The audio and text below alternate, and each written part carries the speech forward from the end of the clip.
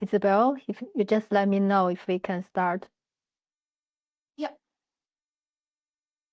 Okay. Hello, everyone. We have people joining us from different locations. So good morning, afternoon, or evening, wherever you are in the world. I'm Dr. Fangfang Zhang, a research fellow at the Center for Transformative Work Design at Curtin University. We have a fantastic webinar today focusing on the evolution of work design, past lessons, present insights, and future direction. We have two important presentations. One is about the history and evolution of work design theory and research, and the other is about the methodology of work design. Both are very foundational to work design research and practice.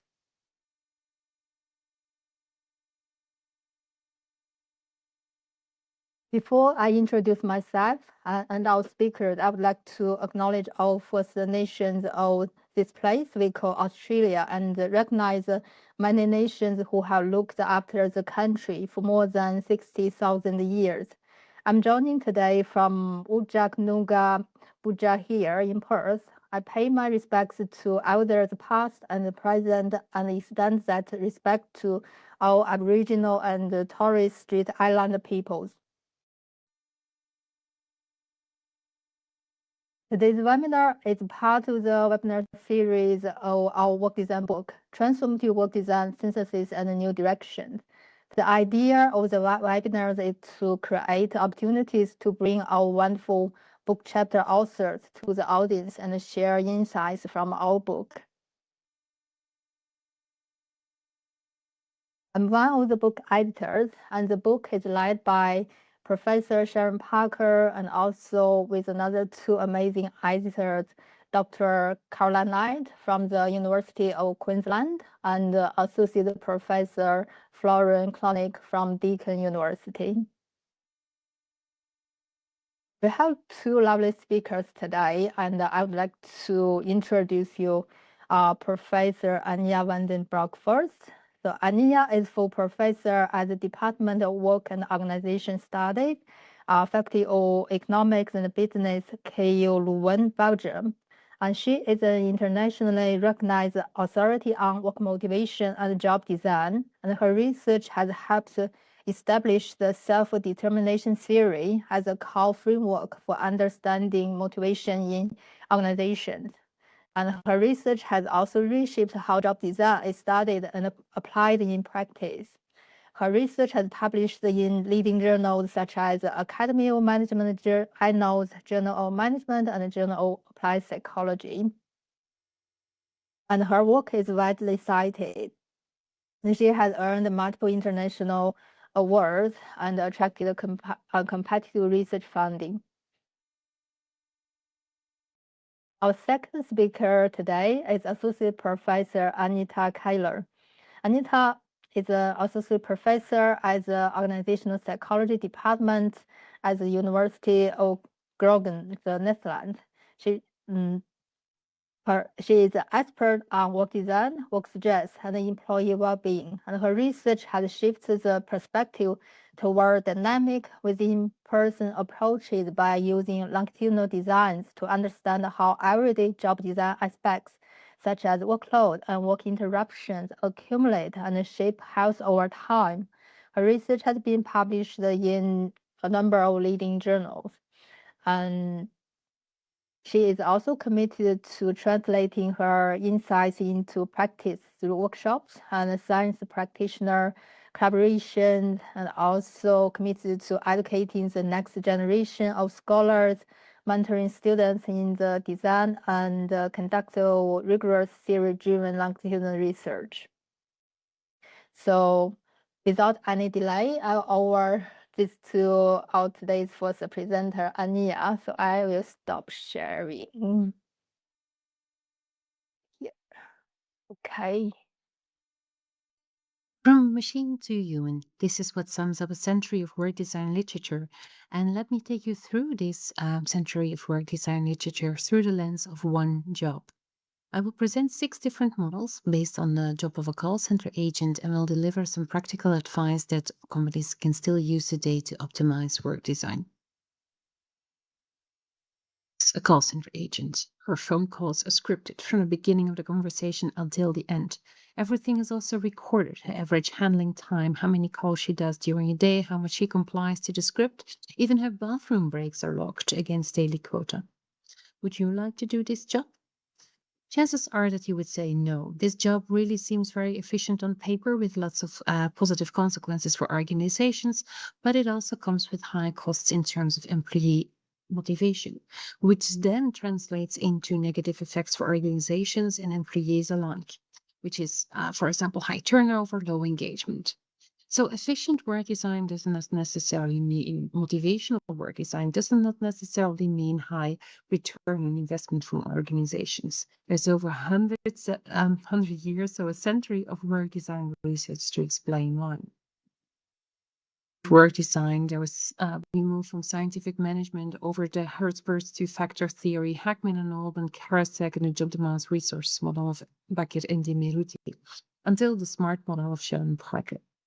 So the idea is that we move away from mechanistic work design to more motivational designs to really make use of that human potential. In the early 1900s, Taylor invented the scientific management. There's much credit to give to Taylor because he really started investing in the scientific study of work. He broke it down and he standardized it. The idea is that if you split a task into very small little tasks and then standardize every step there. So there's one best way, and you have every employee doing one simple aspect of the whole task. That will be highly efficient. You separate the thinking from the doing. So employees do their simple job while the managers really do the controlling, the thinking, the communication, and so on and so forth. Within the job of a call center agent, this translates into one agent's opening the conversation, another one doing the main part of the conversation, yet another one is there available to escalate when the conversation really goes bad or any other assistance is needed. Someone else does the customer care, which is separate from the selling of, for example, a product. So everybody only sees a fragment. Nobody feels really responsible, but it's efficient by design. The idea is that you can fastly train employees. It's easy to measure output. It's really controllable, but work feels rather meaningless. People are not responsible. Errors slip through. Nobody sees the whole process. Hence, nobody really understands how one part needs to be aligned with another part. Everybody just does their own simple little task.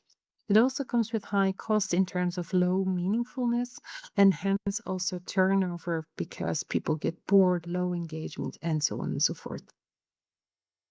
Did to motivate employees within this rather boring job was to give them a relatively high pay.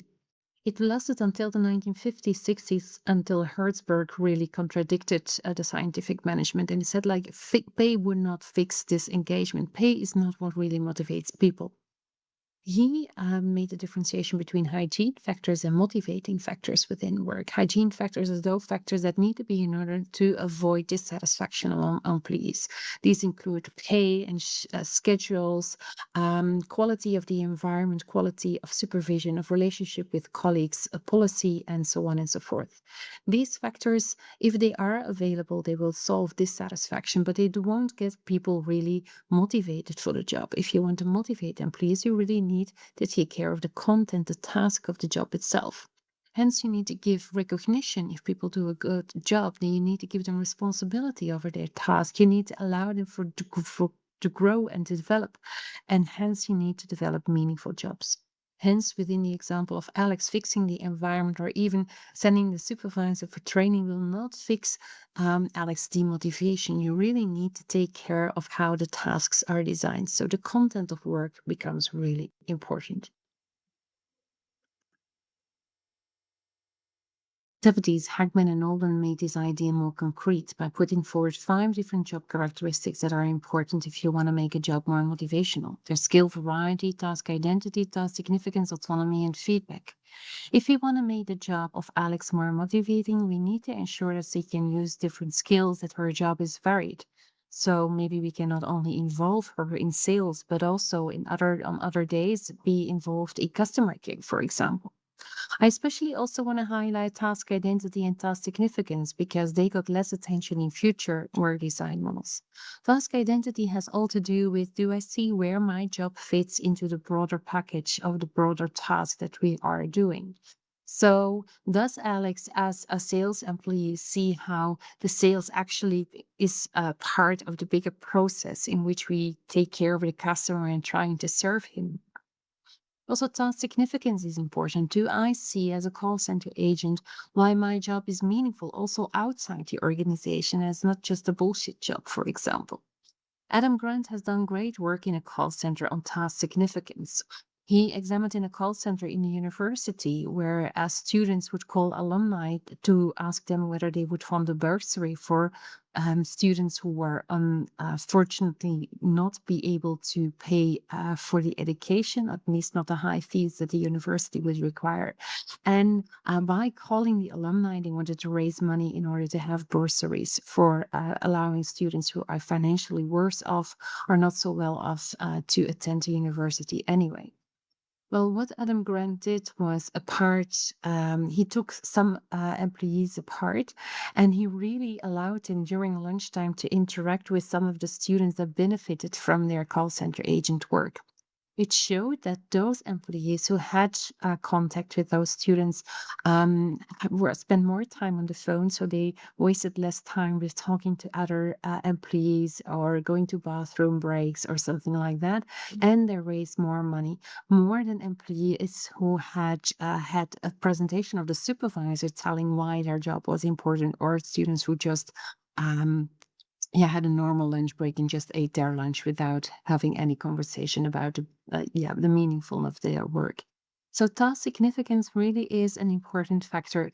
Why is a job important outside the organization as well? If you want to make a job more motivational, it's not only about skill variety, task identity, and task significance, but also about autonomy. Can I make decisions myself? Is everything in the script really mapped out how it should be said? Or are there some pathways from which you can choose? Can you have your own introduction, your own closing of the conversation, for example? Can I choose when to go to the bathroom, yes or no? And also, feedback is important, feedback that comes from the job itself. If Alex is doing the sales, does she also have insight in whether the customer actually buys the product or is that handed over to someone else, for example? Having feedback from the job already allows her to be more informed about the value of what she is doing. If we want to take the message of Hackman and Oldham to heart, then we understand that motivation comes from the job itself and not from the add-ons that are added later on. Stick to the notion of Hackman and Oldham of how to create more motivational work, and he focused on three characteristics: skill use, variety, and autonomy, and combined all these three aspects into control and considered that jobs might have low control or high control. He combined this idea of motivation and control with the insights he received from stress models, in which the focus was on demands and how they could elicit stress among employees. Stress could be high or low, and if you combine the dimensions of the degree to which jobs have demands with the degree to which they have control, you end up with four different types of jobs. You could have passive jobs in which there are low demands and low control. A guard in a museum, for example, would fit this job description. There's a few things to do during the day. Normally, if everything goes well, you almost have to do nothing but watching people watching paintings. However, you have also low control. You cannot just leave a room to go to the bathroom, for example. So these jobs are considered passive. You could also have low strain jobs, jobs in which you have low demands and high control. For example, artists who need to paint one painting a year for their customers, they might have low demands. One painting seems to be doable within a year, and they have high control. So this would be a low strain job. If we move to the high demands, you have high strain jobs. These are jobs with high demands and low control. For example, the job of Alex would fit here. This is a job in which you have to do a lot and there's few things to control. There's little variety, little skill use, and little autonomy. You could also have high demands and combine it with high control. These would be active jobs, and I would be assuming that you, as a consultant, HR employee, employer, or a scholar, would have an active job. You would have lots of things to do, lots of things on your plate, but you would also have a lot of autonomy in deciding when to do things or how to do things. And hopefully, there's also a variety of jobs. So if we look at the job of Alex as a classical call center agent, then we would consider her job as a high strain job. She has to do a lot of calls during the day. Everything is scripted and so on and so forth. Little opportunities to use her skills. If we want to make this job better, we could say like, okay, let's try to decrease the number of demands, decrease the number of jobs calls that she needs to complete within a day. However, this would only move Alex from a high strain job to a rather passive job. And this passive job would maybe lead to lower strain, but also have no opportunities for growth and development. If we want to have that, if we want to have make use of the potential of Alex and allow her to grow and to develop, then actually what we should do is not necessarily only lower the demands or mostly lower the demands, but increase the degree of control she has in her job. We can again, as already suggested by Heckman and Olman, increase the skill variety. We can increase the autonomy. Can she make some decisions for herself? For example, how to deal with a difficult customer? Can we have her involved in different aspects of the whole trajectory of customers within the organization?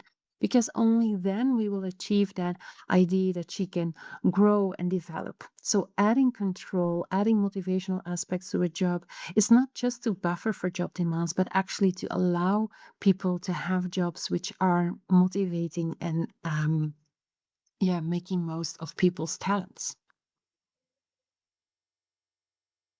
Work design literature until the early 2000s before a new general model appeared. And this model was a job demands resources model of Eva de Meruti, Arnold Bakker, and Wilmer Schaufield.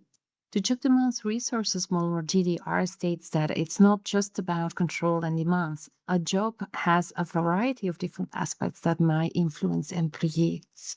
And the idea is that these aspects can be also very job specific. So if we want to make a job more motivational, we need to not only rely on very general terms such as autonomy, but also look at very specific things that require energy, demands, or that are motivating in and of themselves, which are then called job resources.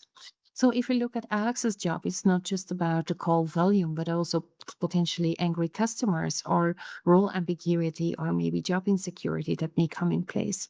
For you, you might not necessarily be confronted with a lot of angry customers, but you might find yourself in an emotional, difficult situation if employees come to you to share their stories. So in your job, you would not necessarily assess or take care of the angry customers if you want to assess job quality, but really look at the degree to which people have emotional demands. The same holds for things that are positive, which are called job resources. These motivating aspects may be not just limited to autonomy, feedback, but may also include like supervisory support or coaching, and may also be very job specific. And by looking at job demands and job resources more in general, we have different pathways of improving Alex's job. In the old job, Alex has a high volume of calls that she needs to complete. She needs to follow the script. So there's a lot of demands, and there may be little resources, no coaching, no feedback, and so on and so forth. This may lead to burnout and turnover. While if we want to remodel Alex's job in a more motivational way, we can keep the degree to which she needs to finish calls, but we can also add peer support or skill building through her life as an employee within the organization. This would lead to higher engagement and lower absenteeism. So the idea is that if we want to make a job more motivational, it's not always possible to shrink the demands, which is similar to Karasek, but we also can look at very specific job resources that may be valuable within a specific context.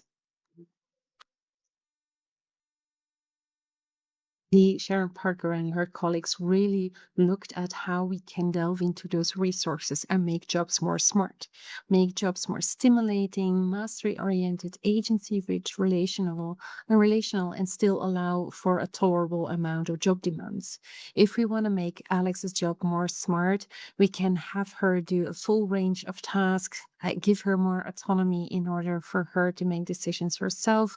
We can also look at how she impacts the life of her customers and maybe also colleagues at a tolerable workplace. So the SMART model really looks at the very specific aspects that are important within motivational work design of this presentation is when we started looking at Alex's job, then the job was designed in a very mechanistic way, which is not really appealing to any of us. But we can make exactly the same job with similar demands more motivating and more healthy for employees to be long-lasting motivated, for high engagement, low turnover, low sickness, absence, and so on and so forth, which has benefits for not only the employees, but also for our organizations. So key takeaways are, do we see the possibility to allow employees for a complete job, like task identity?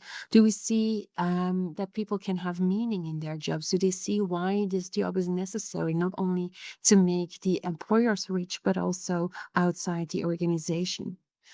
Can we have employees really to have autonomy within their job to make decisions themselves, or do they need to escalate every decision to the hierarchy? If you want to think of active jobs, we need to have a tolerable level of demands. Demands just don't need to be absent, but there can be like many resources added in order to make a job more motivational.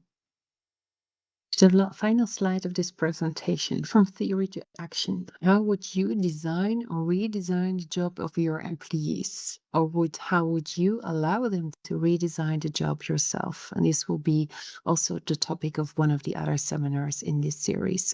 Thank you for your attention. A switch now and change topics. I'm going to talk about methodology, research methodology in work design, and how to better understand work design and its impact on employees and organizations. And the gist of this talk is a bit what is represented with these triangles on the right side. If we have a single assessment, a single measurement, so one triangle, we will have an idea of how much there is of something. So for example, how much autonomy somebody has. But once we start repeating the assessment, so if we have 5 measurements, then we can also look into whether autonomy, for example, at the beginning of a career, whether that changes over time and whether such a change actually also has implications for people and organizations. I think I'm not moving. Oh, yeah. So understanding the strengths and weaknesses of different research methods gives us the foundation to evaluate a finding, a research, a work design finding. And we can ask questions such as, does it apply for different groups in an organization? So does autonomy have the same beneficial effects in accounting as in production? We can also ask, are we sure about the direction of an effect? Are we sure that autonomy really leads to well-being, or is it maybe the other way around and well-being leads to more autonomy somehow? And this applies for research and practice. So in research, we want to understand a phenomena. In practice, we want to understand how people in a specific organization or context are navigating the phenomena. So different methods are differently well suited to investigate our shared research questions. And for example, something we a lot of us are thinking about at the moment is how AI is changing the workplace and people. And you already noticed we talk a lot about changes and directions. So this is embedded in the question around work design and its impact. So how has it an influence? How does it make things better or worse? And today we will first discuss, it now moves. We will first discuss some common methodologies that are used in the field, and then dive a bit deeper into longitudinal research methods. So what we did in the book chapter is we first started with an overview what has been published in work design research in 6 leading scientific journals over the last 10 years to see a little bit where the field is. And we found that the majority of studies are using cross-sectional designs. So these are one-time measurements, so they provide a snapshot of what is going on. And these designs can establish how 2 variables are related or if they're not related at all. So for example, autonomy and well-being are positively related. What they cannot do is to tell us whether people working in a unit are happy from the start and therefore craft more autonomy, for example, or what the source of autonomy and well-being really is. So we cannot really be sure about the direction.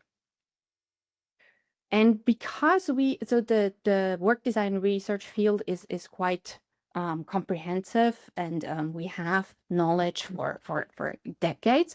So we know about the general relationships between work design and outcomes. These designs are not as useful anymore because they can only tell us whether there is an association between 2 variables, but not more. But we also see that more and more research is using longitudinal research. So these are designs that repeat measurements of work design and outcomes. And what we noted when we looked into these studies a little bit more closely is that more than half of these studies are actually looking at short-term fluctuations. So they use daily diary designs or experience sampling. So we know a little bit more about short-term fluctuations in work design and their impact on outcomes. And we know a little less about the slower moving changes. So what happens from week to week, from month to month, from year to year. We also looked at how studies measure work design, and almost all studies use some self-report. That makes sense because people's perception of their environment, of the conditions they have to work under, drives many outcomes that we are interested in. So that drives motivation, well-being, and performance. We also saw that there are quite a few studies, so more than half, that use self-report only and nothing else. And that especially is a bit problematic once it is also a cross-sectional study, because then we can really not be that firm in our conclusions, because it could just be, for example, recall bias. So for example, an annual staff survey was sent out just before a merger was announced. So then the findings might heavily be influenced by people's mood about the merger, for example. We also saw that a good amount, 24% actually of studies use some sort of other report. Of course, in this context, usually supervisor or coworker ratings. And especially supervisor ratings are interesting because they can add an additional layer. But we also need to be a bit careful here because supervisors can have a little bit of a bias because they're at least partially responsible for the working conditions of their follower, and they may have a bit of a more rosy picture of the working conditions of their followers than the followers themselves. And interestingly, we also found 17 studies that do not use any self-report at all. So these were very creative studies that used cognitive tests, HR data, observations. One study investigated 15 million emails in a company to understand the social networks. So very interesting studies. The downside of these studies, because they lack the self-report, so the individual perception of what is going on, they cannot really say something about the psychological mechanisms, and therefore it's harder to then draw interventions based on these findings. But okay, so this is where the field is, and now I would like to dive a little bit more into longitudinal research and how that can be useful for us. So longitudinal research is a study that uses the same constructs, the same people, and has at least 3 measurement points. So if we don't repeat the measures for example, work design and well-being, we still cannot say anything about the direction. So it could still be that well-being predicts autonomy and not the other way around if we don't have it at both measurement points. So that is why it's very important to repeat the measures. And it's also important to consider what kind of process we're looking at. So we have studies that can cover weeks to years. A more common, as I mentioned, is days to week, but that may not necessarily match our research questions. And what can we actually ask with these kind of studies? I mentioned here 5 broader questions. And if we, for example, think back to how AI could have an influence on the workplace. Maybe we're interested how that shapes people's experienced meaningfulness of their work. So we can ask for the first question whether meaningfulness changes over time, and if so, how does it increase or decrease, or whether there is a fluctuation going on. We can also ask if meaningfulness changed differently in units that have access to AI versus those that do not. We could ask if AI leads to decreased task complexity, and then if that explains changes in work meaningfulness. So this is the idea of change in one variable also leads to change in another. We could also investigate if a change in meaningfulness is due to AI or any other variable, such as autonomy. And we can investigate if leaders differ from non-leaders, so look into group differences.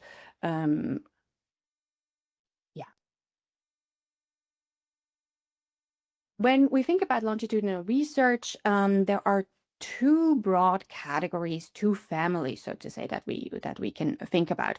The first set of studies, this is really focused on describing a change process, describing a trajectory. So it's about how fast and in what shape does something change. And I'm gonna jump to the last example on this list. I give you a little bit of a more in-depth example here based on this study by Pindek and colleagues. And they looked at how things develop over the work week. So what they found is that actually this idea of a Monday blues applies. So people come out of the weekend and things are not rosy at work. Monday is the worst day of the week. People have the lowest job satisfaction. That recovers a little bit over the work week. And they also perceive the most demand. So they perceive more incivility, more rudeness from other people, and more performance constraints, so not having the right materials or information, and so forth. They also found, interestingly, that Monday is really different in that early in the week, people also react more strongly to incivility. They perceive it more, but they also react stronger. And knowing weekly pattern like this helps us to better design workplaces. So, for example, looking at this, it could make sense to ensure that people at the beginning of the week have more autonomy, and maybe if, for example, a company has anchor days that reduces some aspects of autonomy, that could maybe make more sense a little later in the week, so that people can schedule their tasks and their recovery, their breaks accordingly. So the second family of longitudinal research questions is about investigating mutual relationships between variables, so reciprocal processes. This is really about, is it autonomy that drives well-being, or is it well-being that drives autonomy, or is it maybe both? So this is broadly what we can investigate, but we can also investigate nuances in how things changes over time and whether that makes a difference for people. And again, here I'm going to zoom in on the last example of the list. Here in a study where we used 3 longitudinal data sets ranging from 2-month lags to 1-year lags. We looked at different work design aspects, and different well-being outcomes, so 4 well-being outcomes. And our question was whether improvements in work quality are as impactful on well-being as losses. And what we see across the 3 studies, the different work design aspects and the well-being indicators, is that losses hurt more. So if people increase in social stressors, that has more of an impact on well-being, job satisfaction, for example, here, than a reduction in social stressors. And again, this is important for us to know, because that also means we really need to pay attention to primary prevention. That really pays off, because the restoration is far more costly. When we think about designing longitudinal studies, there are 3 things I would like to highlight that are important to think about. The first one is time lags.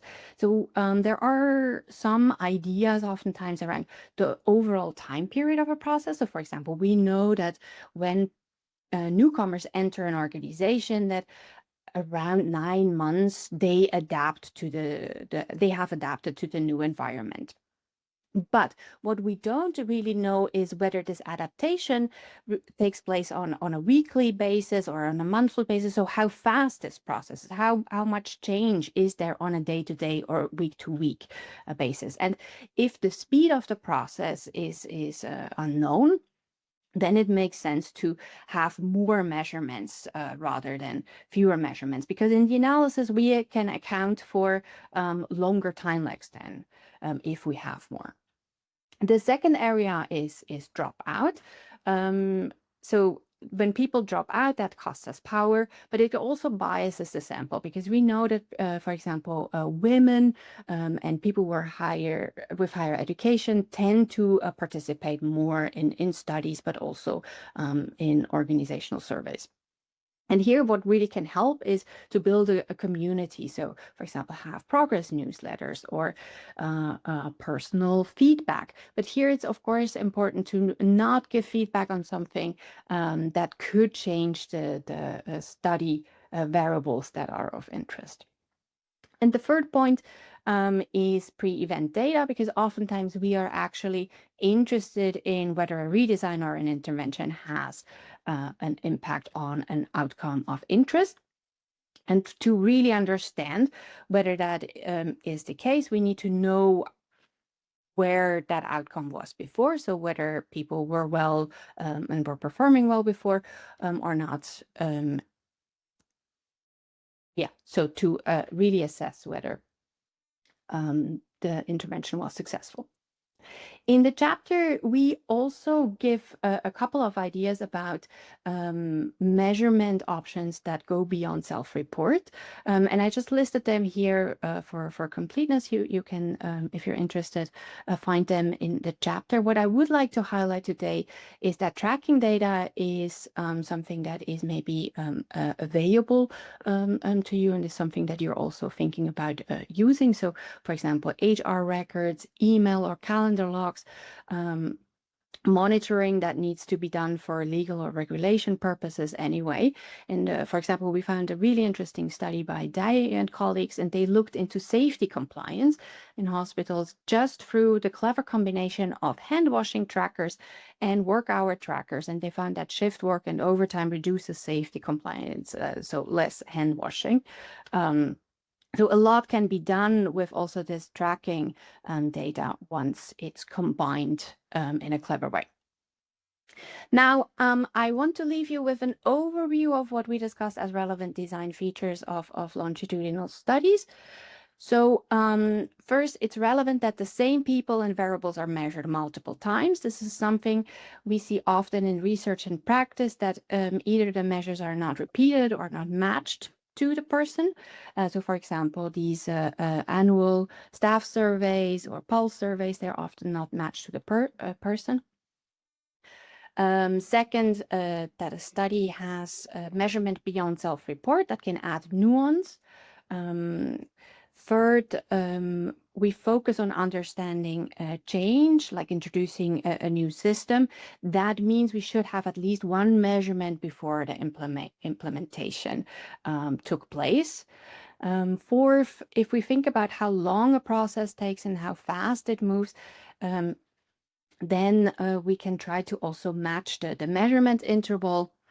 And last, it is important to analyze who participated in the study and who didn't, who dropped out, because what we often see is that the people who actually need it the most often drop out or don't participate in the research at all, and that of course then, for example, underestimates what is really going on. So thank you very much, and I don't know how we proceed from here, but either I look forward to the discussion or another presentation. Yeah, I think we will move to the discussion. And many thanks again to Anita and Anja for their great presentations.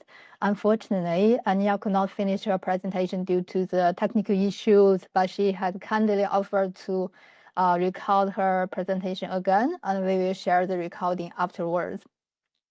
It's very interesting to see, though, how Alex's work could be designed in a variety of ways along the time and history. And some design leads to more positive outcomes, and some design leads to more negative outcomes. But to conclude, if a work design is good or bad, we cannot rely on just one person's experience. So from Anita's presentation, we learn what kind of research methodology can help us to understand different phenomena in the workplace and the effects of different work design characteristics. And now we are moving to the Q&A session. We have received many questions beforehand, and also feel free to write down your questions in the chat, but we cannot promise we can cover all the questions due to the time limit. We'll try our best. So I'll ask my first question, maybe to Anita first. What does the emerging longitudinal research tell us about the conditions that actually determine whether work design holds?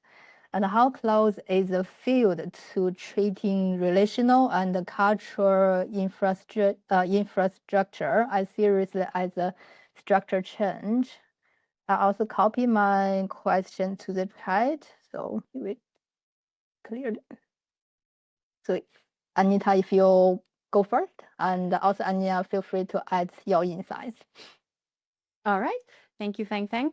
So I think generally we see that a lot of the associations that we know from earlier studies, they do hold also once we start looking at things over time. Sometimes things fade a little bit, so the effects are not as strong anymore as when we look at the cross-sectional research, for example. But what longitudinal research really also shows us is that things are a little bit more nuanced than what we assume based on cross-sectional research. So I demonstrated a few examples today. Another example I personally really like is we now have a bit of a body of research showing that workload is not only detrimental to people, so short term it can also be positive. But there is a really nice study by Christopher Rosen recently where they show that, yeah, even that only holds as long as people can predict how workload is changing. If the workload is just from day to day fluctuating, once is high, once is low, once is high, once is low, then people struggle a lot. But if people can predict that this week I will have a very high workload, then they're fine. So we only under these circumstances see this positive effect that we saw in cross-sectional research. And that makes a huge difference, right, in how we think about work design. So it adds complexity, but I think it's really worth understanding this complexity because we want to make it, we want to make work as good for people as possible.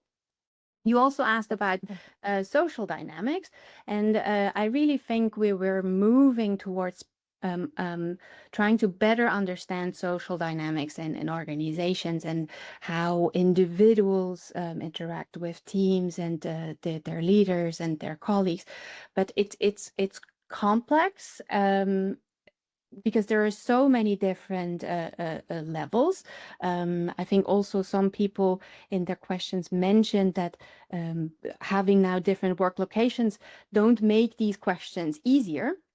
But the body of knowledge is growing around the social dynamics in a workplace, what facilitates them and what hinders positive social interactions.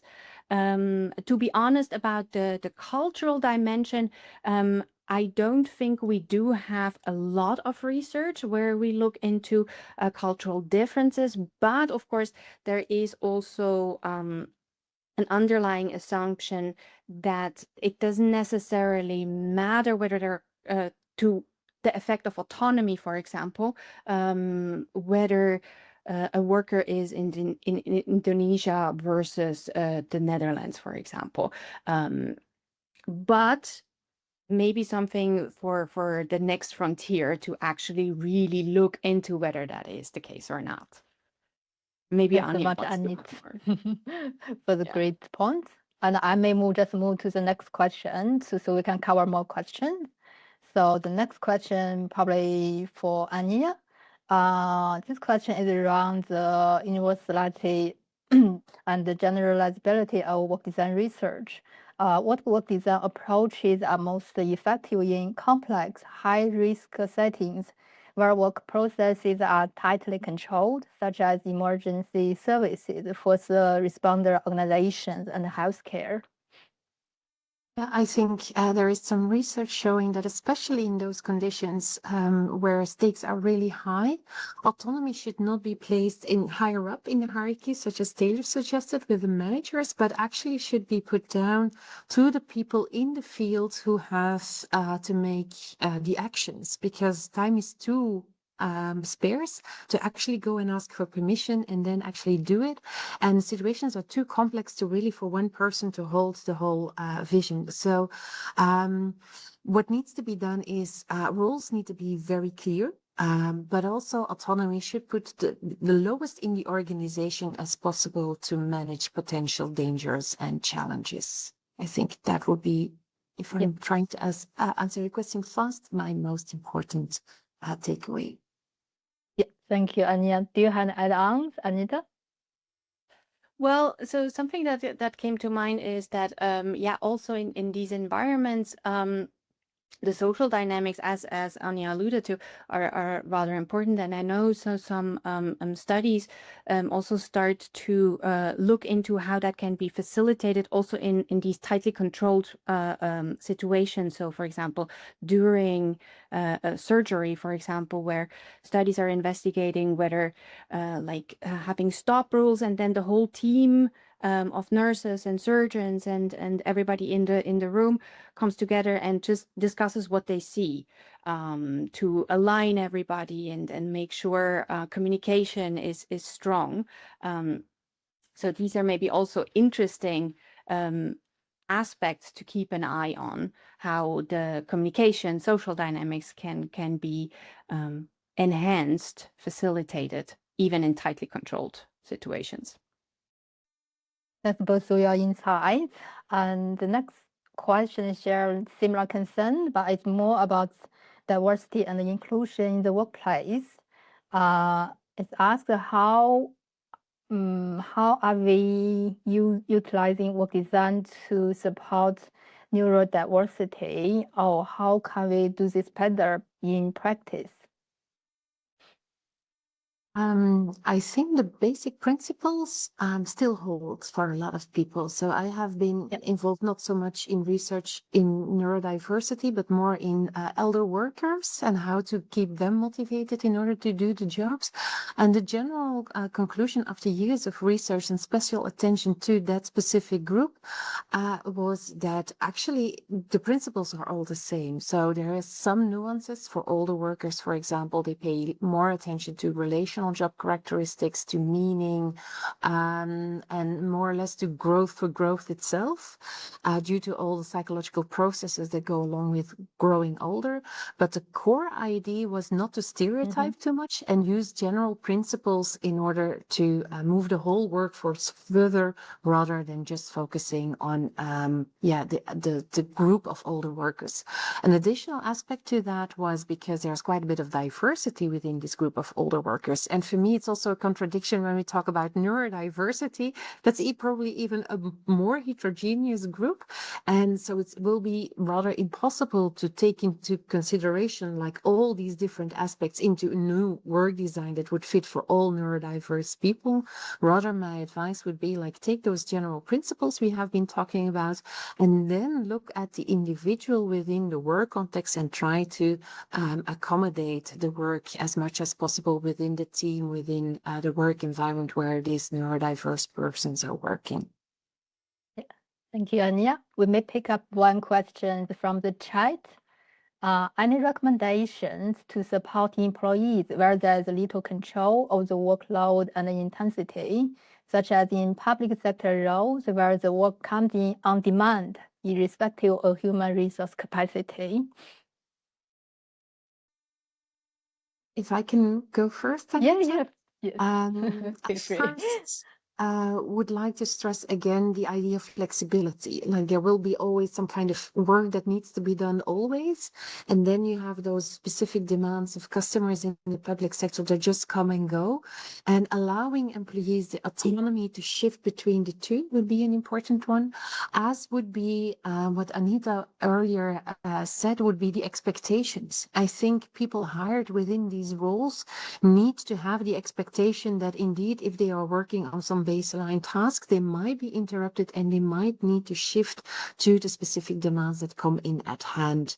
And this is something that people need to be prepared to. They need to expect that and even need to, kind of love this kind of action within the job. And I think this would be an important thing when you hire, when you train people, and when you design the work, give them the autonomy to indeed shift deadlines for other tasks to give priority to the new demands. Yeah, thanks so much, Anja. Do you want to add anything, Anita? I think Anja gave a very nice answer. Okay. Thank you. So let's move to our next question. So Anja, actually, I know in your slides you have the smart work design model. So what do you predict the post-smart world looks like? So what's work design theory and research will evolve after the smart work design model? So I need maybe more details on the 5 dimensions and how they relate to sex, social, safety, and health, or any specialists in practice, or maybe new models. Do you have any thoughts? Yeah, this will be the $10 million question within work design research. Like, what's the next model? And I think the SMART model is really nice because it digs deeper into these job resources. Like, what are the positive aspects of work that need to be in place in order for people to thrive, rather than just focusing on the demands? On one hand, I can see like bigger models evolving because we have also models that differentiate between the different types of demands in terms of stressors, hindrances, and challenges, and really threats. And maybe we should combine everything and then see, like, look for specific trajectories. However, I also like Anita's work a lot, where she uses those general models, but really focuses on the dynamics, because I think what we do wrong within work design research is study work design really as a fixed aspect, while in practice, what really happens and what has been outlined in the literature in the 1990s already, that work design is something very flexible. Jobs enlarge, become smaller again, and looking at those dynamics and the effects on people, I think that's the next step to go, also to help practice in redesigning work. Yeah, that's a really good point. I think we have time for the last question. Maybe I will give this question to Anita first. I think this question is also a bit relevant to this question. Was the development and the future work design series. Do you think we are missing something in work design research that could limit its relevance if left unaddressed in the future? And I understand it's a broad question, so share any thought. And you can also link it back to the previous question.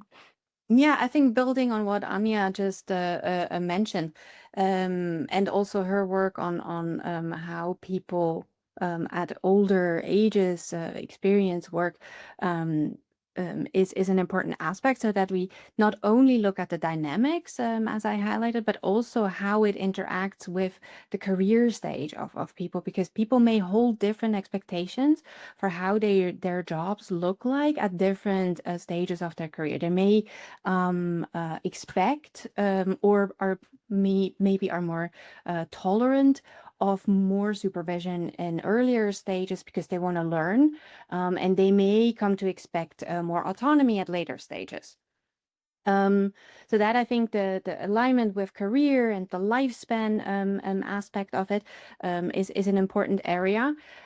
Personally, I also think we know not enough yet about cognition as an outcome. So how work design really has an impact on cognitive processes, which in turn are essential for most people's work, if not everybody's.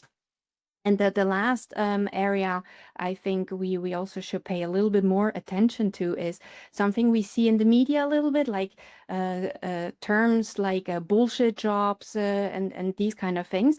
I think it's important to also pay attention to how people feel like they are respected through their work design, how they can maybe maintain a certain amount of dignity, so that they don't think what I am doing is completely pointless and has no purpose.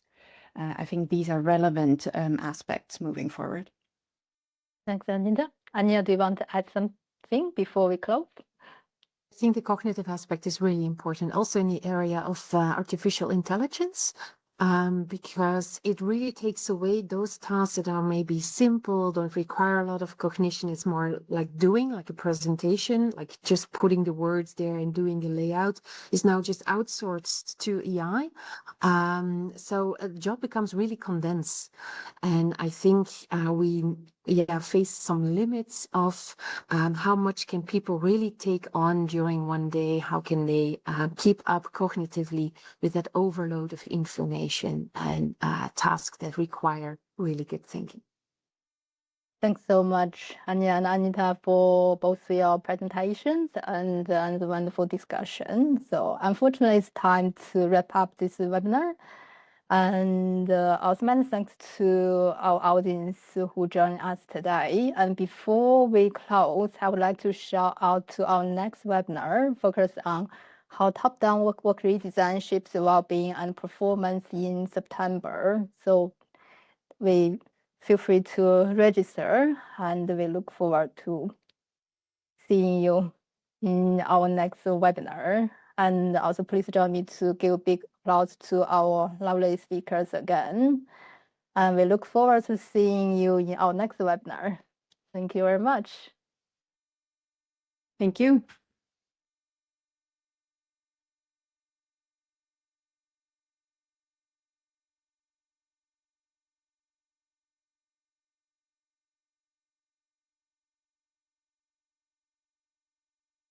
See you.